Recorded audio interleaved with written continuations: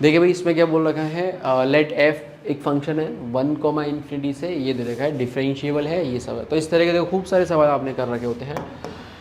किसका सवाल है बोलो, डिफरेंशियल इक्वेशन बनाओगे, पहले लेबनिज़ से डिफरेंशिएट करोगे, तो एक्स के रिस्पेक्ट में डिफरेंशिएट किया तो 10 टाइम्स ऑफ कितना आ गया एफ एक्स बराबर, इधर प्रोडक्ट रूल लगेगा तो 5 times of F x plus 5 times of x into F dash x minus 5 times ये, ऐसे बनेगा। ये सही है।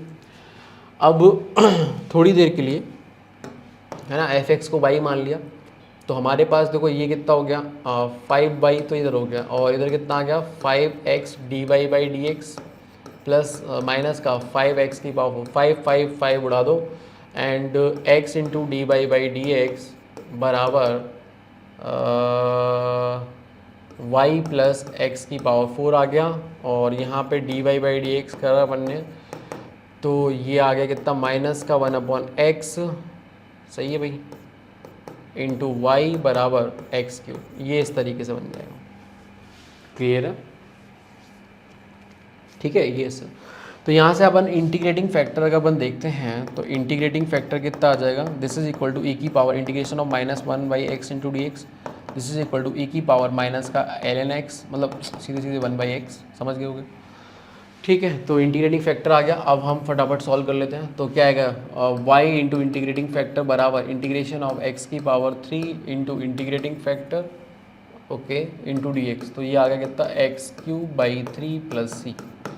तो यहाँ से y बराबर मतलब F X is equal to हमारे पास क्या आ जाएगा भाई x की power 4 by 3 plus C into X, ये आ गया।